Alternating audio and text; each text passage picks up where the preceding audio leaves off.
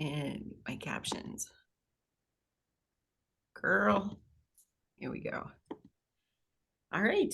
So I'm placing my hands on my heart, taking that breath of love and gratitude. So grateful for this time to come together, to be the two or more gathered in the name and the nature of love. Grateful for our willingness to discover and shine away any and all blocks to love back to the root cause in all directions of time and space. We are allowing them to fall away, to dissolve and resolve back into the nothingness from which they came, and to allow Mother Earth to compost them and have them come up as some nice spring flowers. So we're grateful for our mighty companions, our earthly and heavenly helpers. We ask that they join us, blessing us, inspiring us, blessing our conversation, blessing all those who are here, all those who may listen later. We're so very grateful to be open and receptive to the all good of God. And we're grateful to share it and the love that we are with Mother Earth and all her beings, because we are one. In grace and gratitude, we let it be. And so it is. Amen. Amen.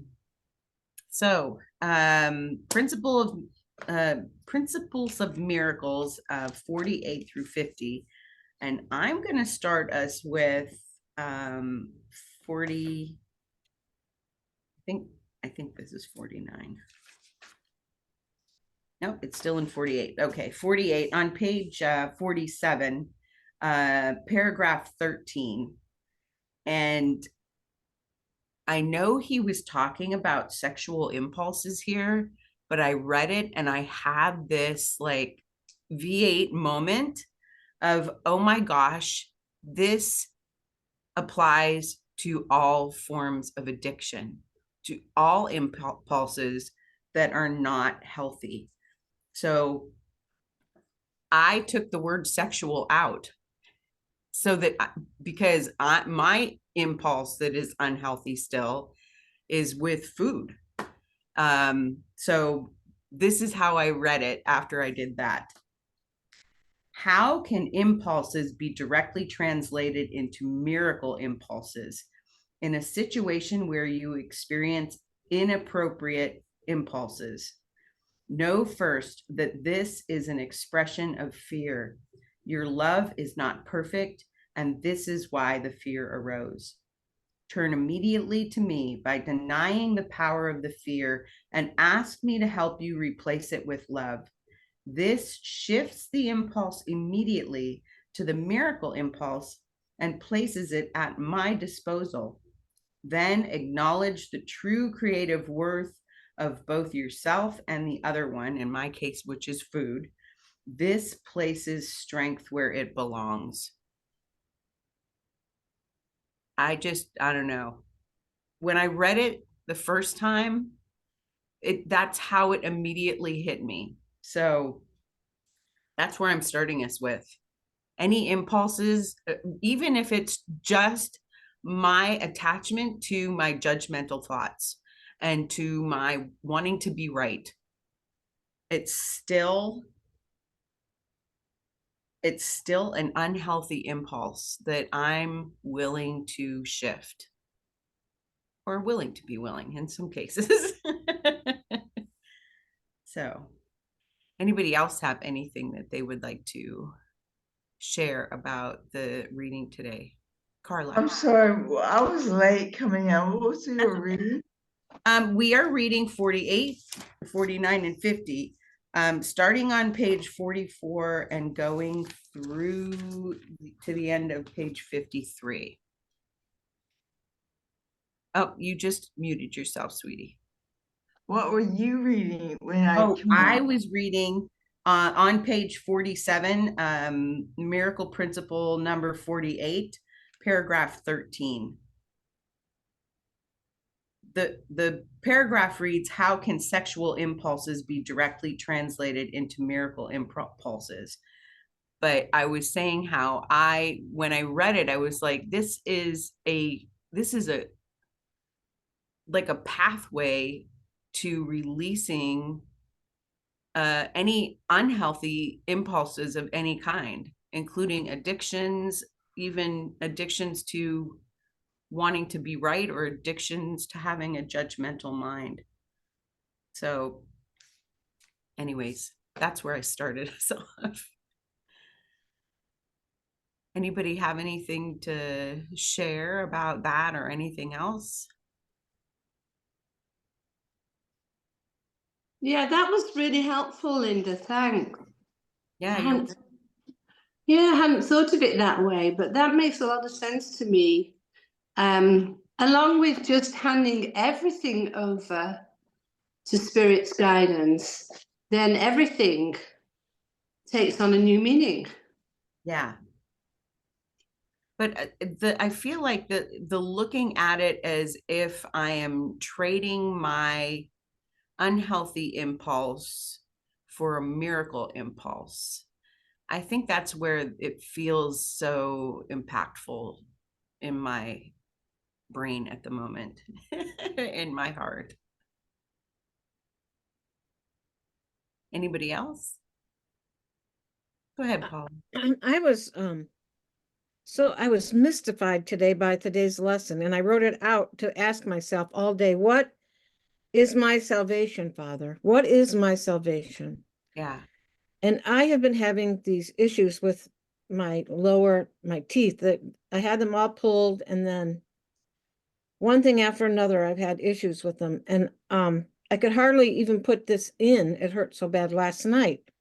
So I'm asking what my salvation is. And so I was waiting for the class, and I was listening to a podcast. I don't know who it was or how I even found it, but the lady was talking about, and she said, I had this issue when I went to the dentist.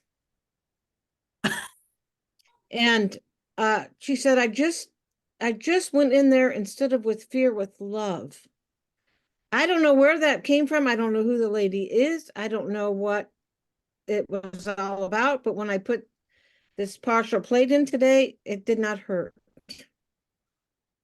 That's a miracle. So what is my salvation is for me, moment by moment, to remember that it's not me. Because I have a tendency to play God. I really do. I do this without even knowing that's what I'm really doing. Right. So for me, moment by moment is just, and I, before I would listen and I'd go into meditation and I wouldn't get the answer, and I'd be pissed because it wasn't working. Didn't get it, but if I'm, and impatience is right in there with me, but I was so shocked at that. I mean, I just put it on. I thought, I'll just listen to this while I'm getting ready. And the lady talks about the dentist. And I thought, wow. Yeah. So, yeah. That's a miracle. Thank I'm you, Paul. loving these principles, loving studying this. This has just changed my life. Yeah, It really has. mine too. Thank you. Carol. Hi, everybody. While you were reading, Linda, and I totally agree, totally agree. I have a cousin who I adore. We're very close, but I don't talk to him a whole lot. We grew up together. He lives in California, and he is one of the most loving people I've ever known. He's adorable and wonderful. And I only recently, in the last few years, learned he grew up in the poor section of Paterson, New Jersey, because his dad had divorced the mom and left them. And so the mom raised her two kids, my cousins, in this poor area of Paterson, the projects. I don't even know if they had a car. Anyway, he was I only just realized he was sexually abused as a teen by another man. And, he married his high school sweetheart. She's a doll, and they're very happy, and they have a good family. And somehow or other, he healed. Okay. Now he has a ministry to to pastors, most especially, but anybody that suffers sexual addiction. because he consequently had, you know, all these characteristics of having been abused as a kid. And of course, I never knew it because once he got married, we didn't see each other a lot and all. I didn't know all the details. Well, I'm reading this and realizing to myself, it's very, very, very wonderful. But what came over me as I read was the fact that the minute we turn it over, Mhm. we find safety. And that was the word that came to me, safety. The minute we give it away to God, we feel a sense of safety because we've got that umbrella of love. And when Paula was speaking, that's what I heard her saying. Love is what healed her.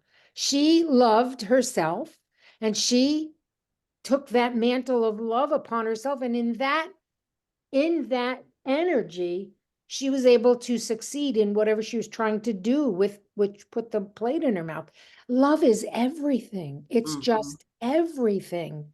And it's the answers. And so the minute we turn to love, turn to God, turn to spirit, we have a safety that we don't have when we're floating all alone and doing or thinking what we shouldn't be, which isn't helping us, which is unloving and not good for us. The minute we turn it over, the minute we say, I can't do this, help me. I don't know what to do, help me, God. I just, it just is. It's so simple. It's almost ridiculous. Mhm. But that's the answer for everything. Yeah. And my cousin, I thought about him when I was reading this. He's from a Baptist background and I don't know how he would approach this, but he's very open-minded and that's a great thing. This would help him so tremendously in his ministry because these tenets, these concepts, these ideas and understandings are lovely and they're wonderful and they're so helpful. But that was the word that came to me, safety. And don't we all want that safety? When we are under that umbrella of God's love, God's protection, God's care, we're safe. And I appreciate so much your aha, Linda. I really do.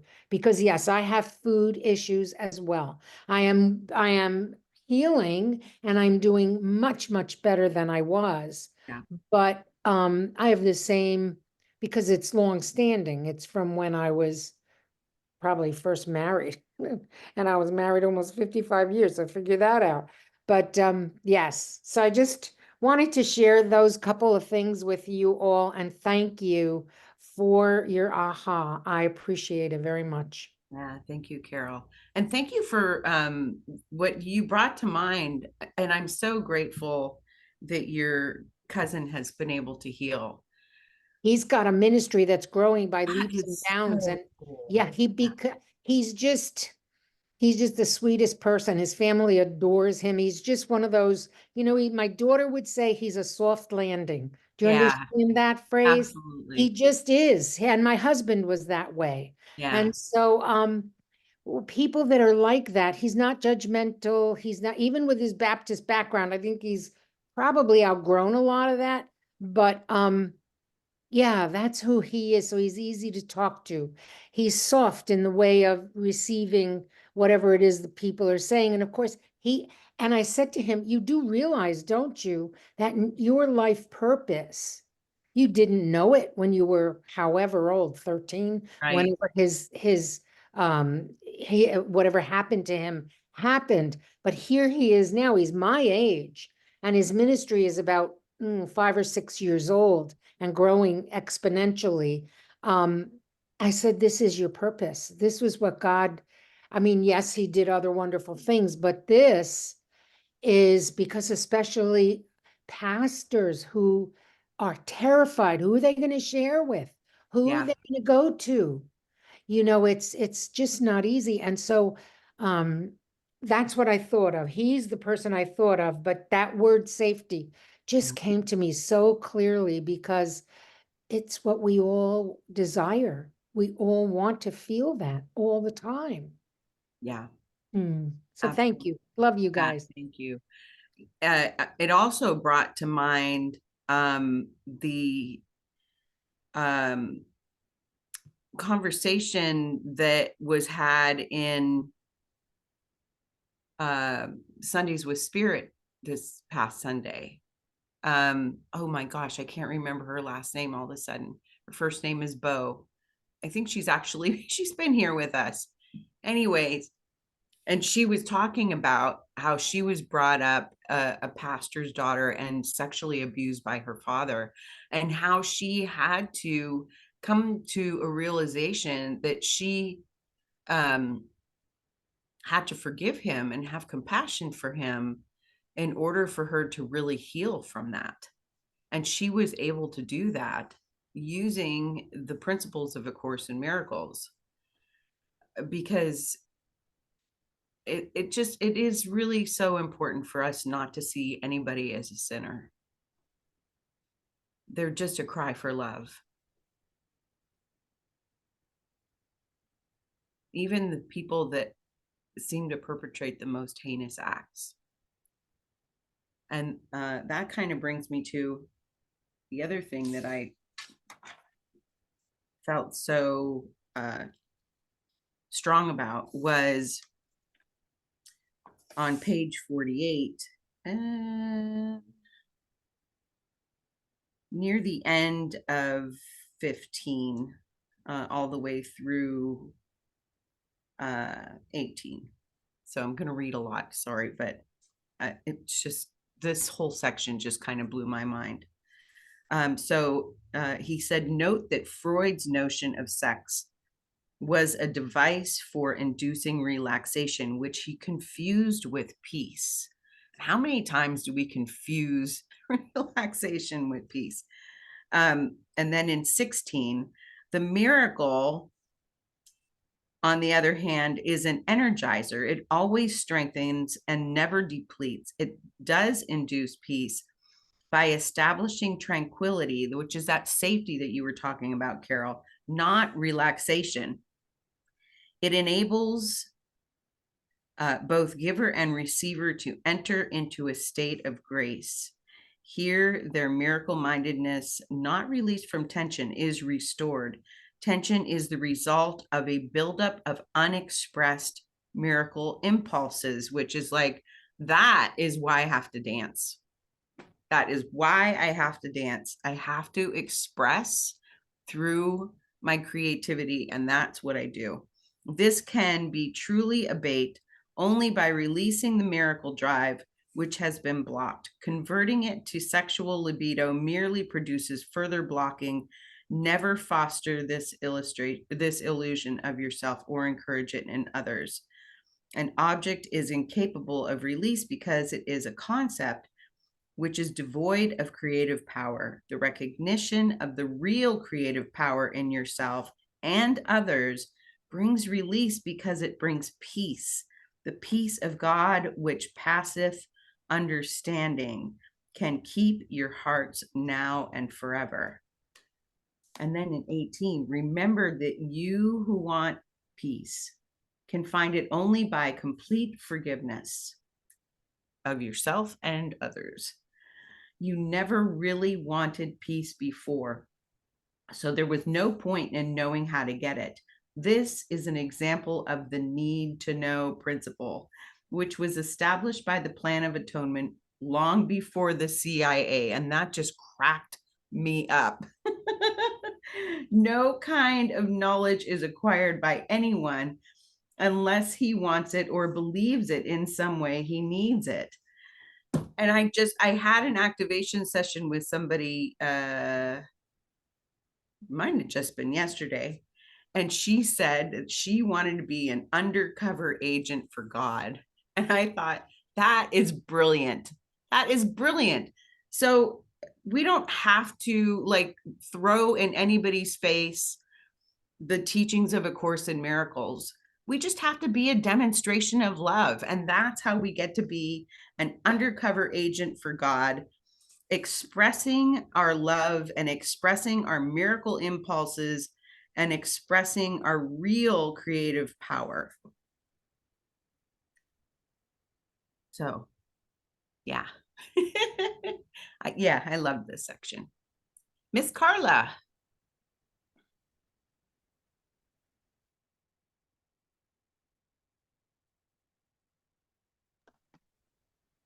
All right. So I'll read the last sentence you wrote, read. Is no kind of knowledge is required by anyone unless he wants it or believe in some way he needs it.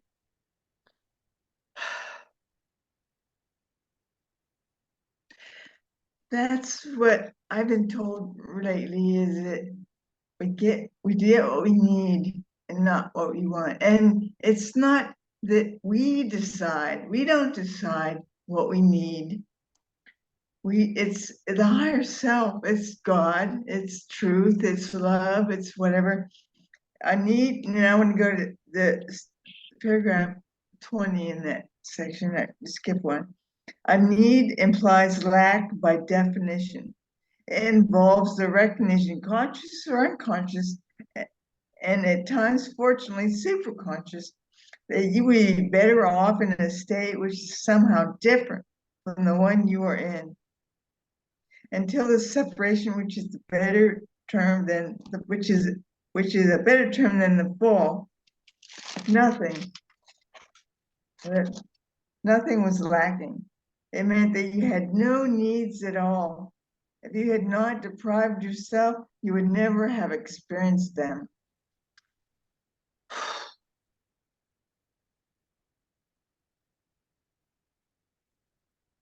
You know, when people were sharing earlier, I was like, life teaches through experience, right? So we are living parables. And so look at your experience and learn from it. Don't get lost in it, which is what I think I was doing, which I feel sadness and I feel like tearing up and stuff, but you know what I know? That is not the truth. If it's not love, it's not real. And so I can share my experience, and I can know that at all times, ego, which isn't bad, it's just what happens or whatever. We believe it's true. We believe something is true that isn't, right? It's all the time. It's often, not all, every moment, every second, but it's very, very prolific, very, very awesome, and it never stops. And it's so awesome so that means we're always protected. Ego was here to protect us, to give run when this tiger comes by, or push the brake, stop when the light changes, or whatever. So I see it, and I'm doing my best to appreciate it and thank it. Doesn't mean I have to follow it. That's my choice. It's like we are given free will choice. We think ego is bad, ego does this. No, it's our choice. Ego just offers an option. It's maybe not best option often, but it's okay. It helps us remember to get home whenever we're thinking. We stop at the red light. We made all these turns. We got home, but how did I get home? I don't know. We think spirit got us home.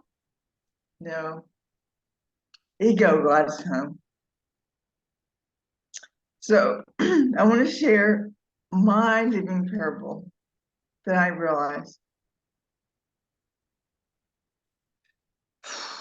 I realized I had a grievance, and it seemed maybe ego in mine or whatever it is. It could have been the separate self, whatever.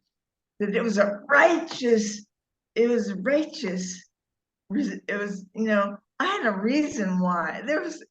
They're doing this, and look, I'm righteous in my upset.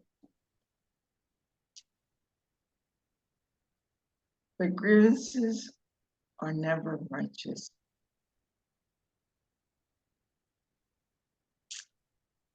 And I realized that I was becoming more peaceful, and I was focusing on the truth and love and stuff. I thought I was doing so much better, but then that thinking I have it, oh, I have it, then that's gives an opening for the false to come in. I don't know, because I think I got it. It's done. No, it's never done. Life is life. It goes on forever. It continues to grow, expand. So right, I won't go into details, but I realized that I thought it was a righteous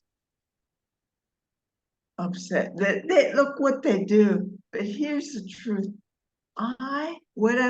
Maybe they're lost in their lack or thinking they don't have it and they can get it from me or whatever. That's their choice. And so I was joining them in their choice, and by being upset, is that what I'm truly interested in doing?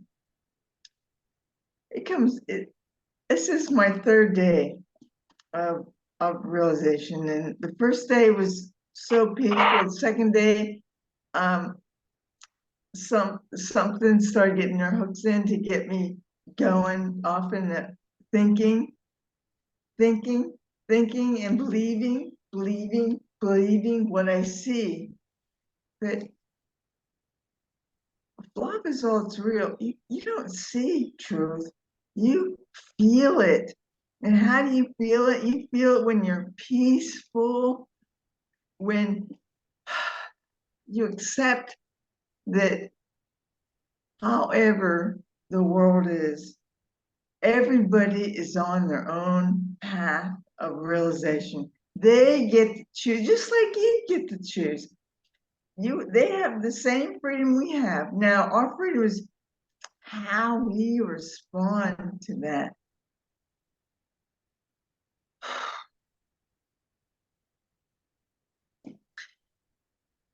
And I was told that I was having a grievance over something. I thought because they were using my money, they were taking this stuff, and I was told it was like 87 cents a week was being stolen from me. I'm like, 87 cents a week? I'm like, I was holding a grievance. I was creating my own karmic, whatever it is, karmic imbalance or whatever, through 87 cents a week. I'm willing to give her 87 cents a week.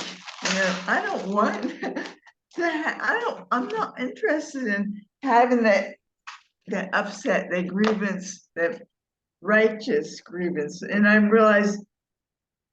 that's when I realized there is no righteous grievance. And it's okay if it comes up, because it will come up. A lot of people, it's not just us. All thought is shared. And I don't know how many people are here now. Is it how many? 8, 9 billion? I don't know, a lot. And so there's a lot of people that are caught up in the grievance, like I was, and believing that it was righteous. So it's going to come in your mind. It's going to come in. It's not you until you believe it, until you desire to hold on to it.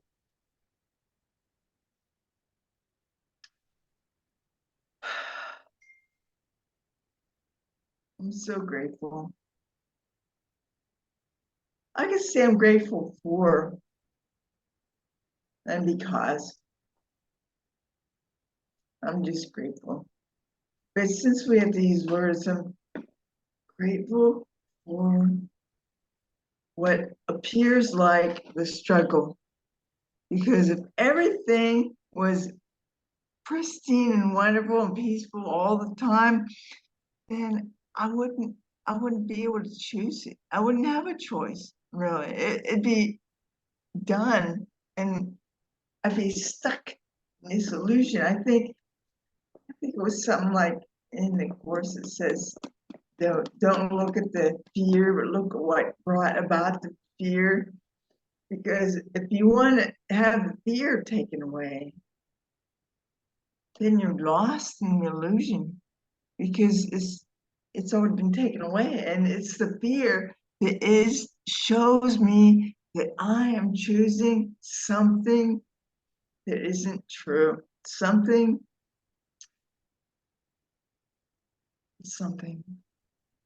nothing. I'm making nothing something.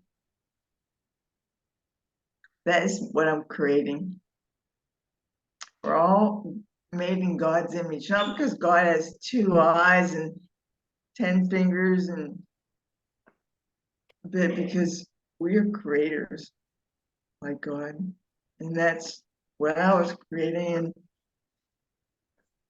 I can look at it and go, oh, that's what I was creating for a long time. Look what happened. Look where I am and all this stuff. And I'm like, no, I am not going there. I'm like, thank you. Thank you. Thank you. Thank you. Thank you. How can I, if I don't have that? So I'm really grateful for the challenges, grateful for what appears like upsets, because there is no upset. It's just my choosing to be righteous in my grievance. It's choosing something that isn't true. So I wanted to release that in this group and let go of it, because there's only now. And now I can choose. Thank you. Thank you, Carla. Thank you for choosing peace. Grace. Hi there. Thanks, Carla. I always get a hit when you start going all mystical. I love it. I'm not sure I even give ego that much credit for getting me home. I can still get lost when I follow ego. So I'm not even sure ego is helping me out there. But talking about addictions today, I think I have noticed recently that I'm addicted to fear. And I have been in the past, because it has been so strong in my life and it comes up so quickly when something happens. So just noticing that has been good for me today, to watch out for that, because I invented fear. It is not real, but having invented it, then I also start believing in it, and then it starts working against me. So I'm not sure my brain has quite cottoned on to that completely, but that's going on with me, I noticed. You know, one of the reasons why I miss Leslie is that she always has great cat stories, right? Or she always has a story and it makes me laugh. But stories are good for me because it brings everything down to earth. And I've got a little story, I'm going to make it very short. But a few years ago, I went to England to my brother's son's wedding.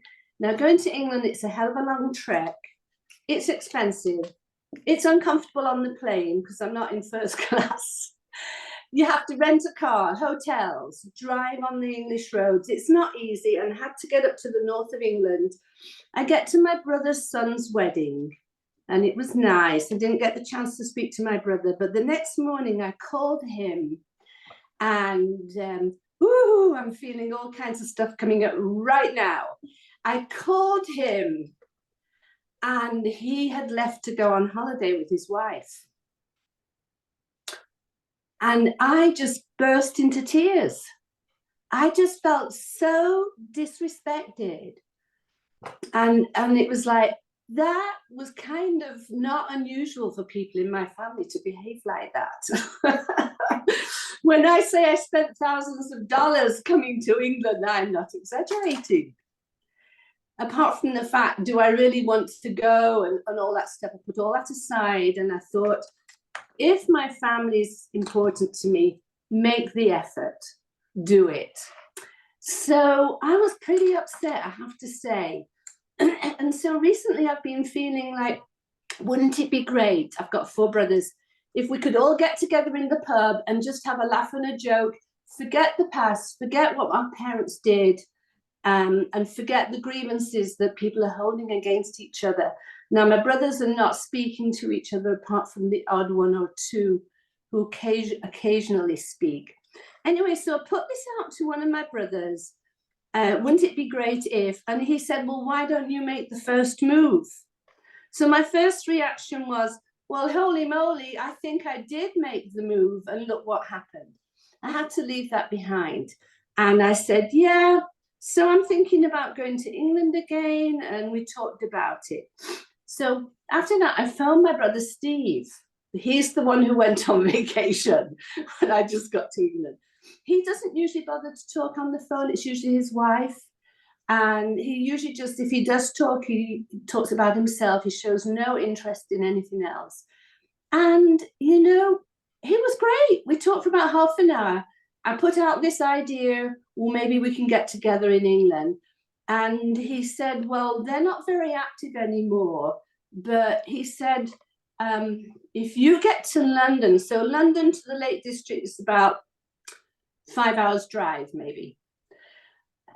He said, we could get an Airbnb like halfway between. And I was shocked that this man who could just go on vacation, woohoo, see, I still haven't let it go. It's coming up, and that's great. I'm going to let it go today. This guy who'd done that was suggesting an idea I hadn't thought about, you know, with all my so-called planning, that we could get an Airbnb halfway between. I was shocked. And I've decided I'm going to live more in the world of miracles and focus on what can be instead of what happened 5 years ago. Anyway, yeah, Leslie, come on back with your stories, please. Yeah, I miss her stories too. Thank you, Grace. And I'm so sorry that happened to you, but I'm so grateful that you've had that experience of that healing with your brother, and that you're able to start the release process of that. And what you just shared, plus what Carla was sharing earlier, reminded me of what I read in Jennifer's blog yesterday, which was "The ego is nothing, being peaceful is my choice." She said, the energy of being upset gives us the false sense of being energized and having a purpose or a reason for living. So when we're not, this is how I took it. When I am not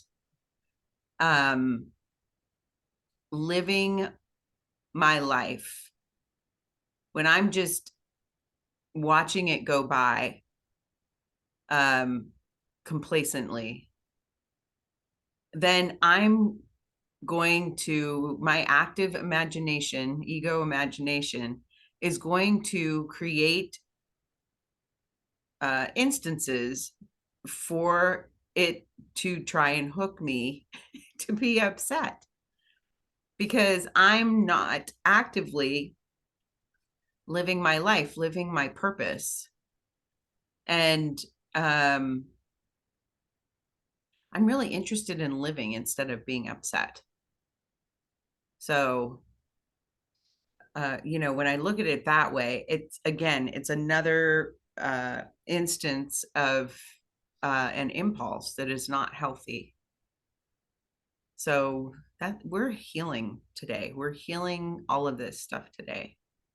And I'm glad you're all here doing it with me. Anybody else have anything they'd like to share?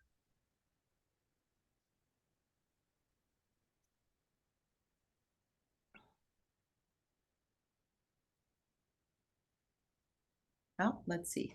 Do I have anything more? And doesn't Mary Lee have a question? She And usually has Nancy Gale. good Nancy Gale had her question. hand up. Yep, there's a couple of people that haven't spoke. Anybody? Bueller? Nancy Gale, you had your hand up, sweetie.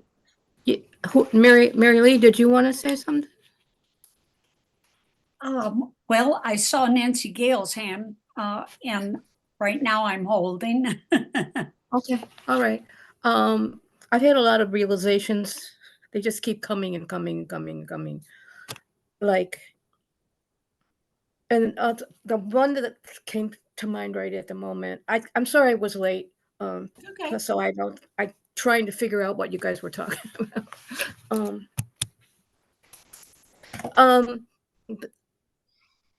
Okay, so put this together, the pieces.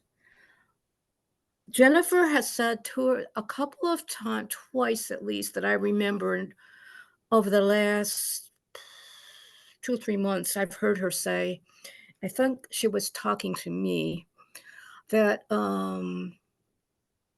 she kind of throws it out, like sort of in the background type thing, that sometimes she believes that some people have been, like a spell has been cast over them or something. And that's been percolating for a while. And was it yesterday? Today's Tuesday. Yesterday morning, it's like I had this aha. I'll say, my thought constantly when I wake up, it's like I have a thought, or it's like, okay. And everything, every move I make, or every thought I think, that like say, go, get up, go wash your face, do whatever it is, how you brush your hair and all, like, what do you want to wear and all these things. These are all thoughts, but they're all decisions. And it's like every single one of them. I was standing in the bathroom, I was brushing my teeth and looking in the mirror. And it was like, I'm thinking, am I doing it right? Am I thinking? All these thoughts are said. In the background, it's like it's my mom. I'm trying to, like, because I was shut down so many times, like, don't even think that, don't this, don't do it. It's like, no, no, no, no, no. And it's like all of when I was little, it was like, I was I'm the helper, I'm the lover. I want to fix, help people when there's a problem, when they're hurting, I want to fix it. That's who I am. And it's like, it's like Bobby ran down the street. He was maybe we're 8 years old or something, like 9. He ran down the street right past me, and it's like he was crying and running home, and his face was bloody, or his ear, and it's like he got hurt. So I started right into it. That's kind of Bobby there. It's like, no, no, no, no, get back here. I said, what is this? It's like, it's probably his own fault. It's probably his own fault. It's like every single time she'd set something up, and then I'd react to go help and fix it. No, they're bad. They're wrong. There's like, and so I'm stuck. So everything, don't even think that. Don't even, it's like, whatever. Every thought I ever had was wrong. And so I'm looking in the mirror, and I'm thinking, do I want to brush my hair this way, or do you want to go? So I was still growing in, right? Do I want it to go this way, or and it's like, brush my teeth, don't brush my teeth. This way, this. It's like, do this side, this one. And it's like Jennifer's right. That was and she started when I dumped my brother out. I was 2.5, and my father says, I go to ask permission. The little kid knew the right way to do it. It's like, and I got like, no, can't you see? She's angry. She's upset. I'm 2.5. All I want to do is that's where it started. And then when I dumped him out and he picked me up, and she takes Larry and goes in the other room, this little thing, and she yells at my father, don't pick her up. Don't even touch her. She's bad. And he takes me and he goes and puts me in the crib and then backs away with this horrible look of shame. How could you, why, whatever he was thinking. I, the little kid, am making up. It's like, I'm the horrible. It's like, look what I did. I touched things and people get hurt or something bad happens. It's like I'm seen as this. And that's where it started. And it's been it runs through the background in my mind, which here I live, but in that background is that person. Well, I know that's the ego, but it's like, and I was like, oh, so I deliberately said, this is my choice. I am. Oh, and then somebody else said, was it whoever that put it in the what's the chat thing? It said, or I read it. It said, was it you, Linda, or was it? Don't revoke the ego's license. I hooked onto that and I said, Yep. yes. It's Yeah. like you learn to drive, you get the license to drive, right? Because you proved it. It's like, okay, ego, you've proven you can't drive. I hooked into that and I said, yes. Okay. I said, all right, ego, out of here. Your license is revoked. You know how we say invoke the spirit? It's like, no, I'll say, oh, invoke the spirit? Okay. No, you're revoked. I revoke your license. And I got it just like, and so today it's like, I can like brush my hair this way and I can go that way. I'm training it now to go because it's running. But that was like, that's what Jennifer, that was the evil spell she put on me. And you're revoking her license. Yes. That's awesome. You have no idea. Every freaking thought, every second of the day that I'm trying to decide if that will get her angry, upset, or if I will draw that. Yeah. Thank you for listening. And the thing about the other thing about I was watching PBS. It's like that's all I watch anymore because it's like I can't stand the other stuff. Anyways, and somebody was a hostage or something in Gaza or whatever they were, and it was a lady, and she's apparently her husband and her child or had they died, and she was explaining the experience of being a hostage and all of that stuff. And she said that something about her daughter or something. They put the child was put in a room and not allowed to be without the other people or something. And she said, that's abuse. She said, that's putting in a prison. And I said, oh, well, there I am. Yeah. There's my life, my childhood. And it said, and then she made the comment about the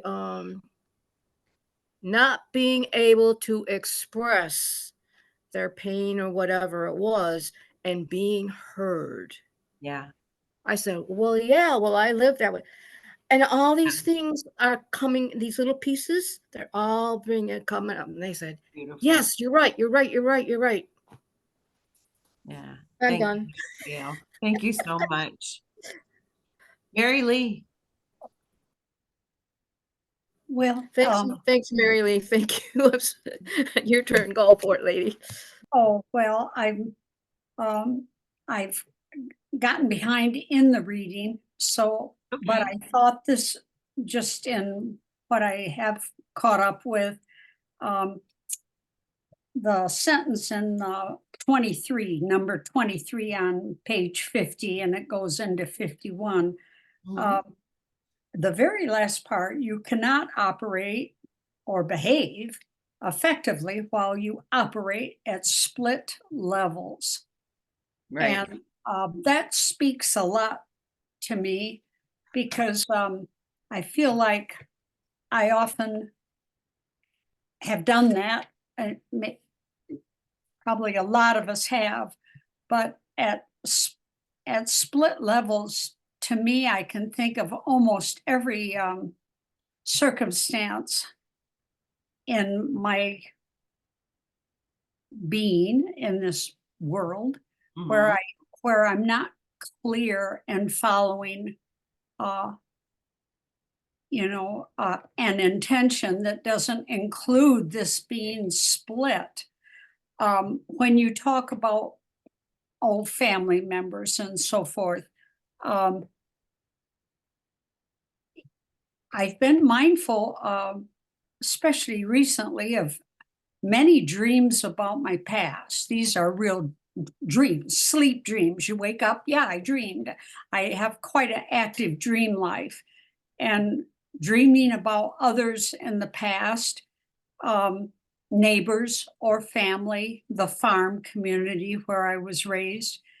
And last night, in a dream, there were three of us in kindergarten, and 2 girls and 1 boy. It was a 1-room country school, and the girl, her name is Sandy. Anyway, her mother was very, very predominant in this dream. And as it was, we were at the country school, and the mother and I hadn't seen her for a long time in the dream. And, oh, hi, Mrs. Potter. Hello, how nice to see you. And she began to walk with me to the farm where I was raised, which is a mile away. And of course, in the age frame when I was at that school, I was small. And so it seemed a long ways. It was 1 mile. It seemed a very long ways. And throughout this, she kept building up to something. And just before our walk ended, she gave out this loud primal scream. But it wasn't scary. It was like a release of I believe it was like a release of that part of my life, and it was through her, sort of you can't go back, and dreams often put us back. We're split. You wake up and, oh, here I am in this cabin by myself. Family's very far away. That's kind of and you just were back as a little girl going to school.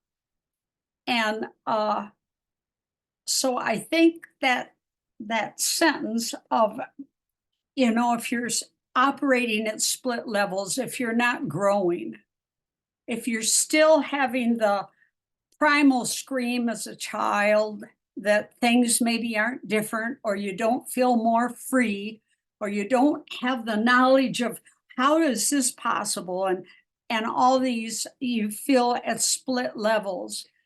I think it's easy, of course, in our adult life to feel that splitting and not be cohesive in your goals or in what you're trying to accomplish, so that you cannot behave effectively while you operate at split levels. It's like, oh, I don't want to operate at split levels. I want to be whole and complete in my goals and what my life should be. That's what I wanted to say. Thank you, Mary Lee. Beautiful story. Yeah, it reminds me of Jennifer has said, and I've heard others say this before too. You cannot ride two horses at the same time. You know, you just can't. You can't be sitting on, unless you clone yourself, I suppose. But yeah, and I love primal screams. I physically, when I first started dancing and trying to get back in touch with my body, I would go into my basement and scream at the top of my lungs when my husband wasn't home all the time before he retired, because it was such a release and I could feel such joy afterwards. It was like all of the angst and grief and sadness and anger, and it was like, ah. So maybe find a place to scream. I love that. Thank you. Carla, quickly, and then I want to end early because I'd like to get to Gary Renard's class.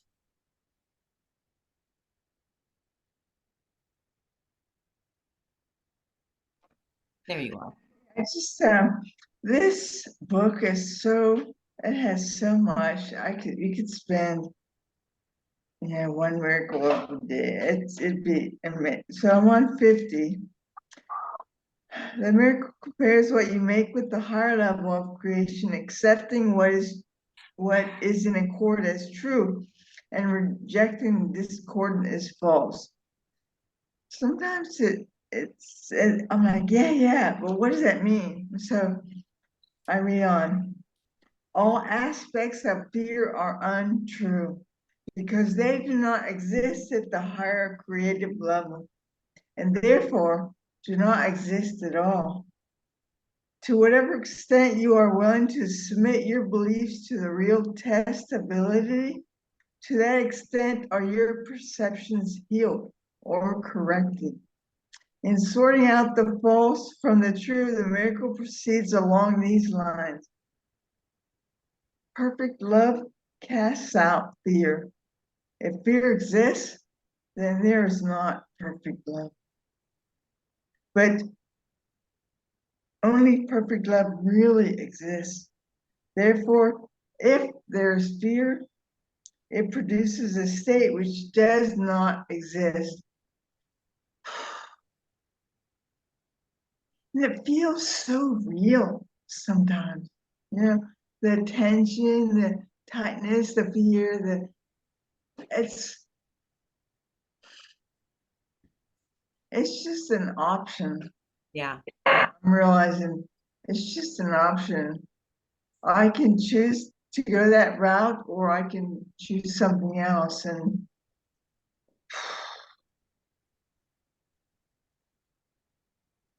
the mind says, "Oh, are you choosing perfect love? You're not choosing perfect." I was like,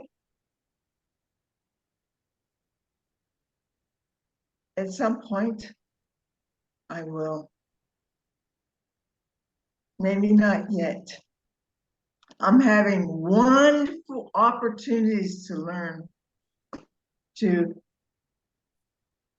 recognize what I've been choosing. And that's what I really spoke about earlier. It's that recognition. And when I recognize it, do I go, thank you? Or do I go, oh no, oh my gosh, I've been doing it. How long? That is the shift, to see it, but be grateful. Just grateful, maybe grateful with, but just grateful. It seems like I've been grateful for pleasant things, right? Wonderful things, but I'm even more for the ones that teach me, show me that I want to. I'm like, I don't want to stay here. done with this misery. And like, I don't know, I think I spoke before that beauty and pleasantness and peace, if I stayed in peace all the time, am I choosing it? That's what I'm doing. I'm choosing it. I'm choosing peace. I'm choosing life, however life unfolds. Thank you. Thank you, Carla. Thank you, everybody. I'm just going to end us by saying next week, Chapter 2, Right Defense and Release from Fear. I suggest that we just go to paragraph 13 because it's 10 pages long. And I don't want to miss any of the goodness of this. And so I'm just going to leave us with from today's extended practice period of holding grievances as an attack on God's plan for salvation. What is salvation, Father? I do not know. Tell me that I may understand.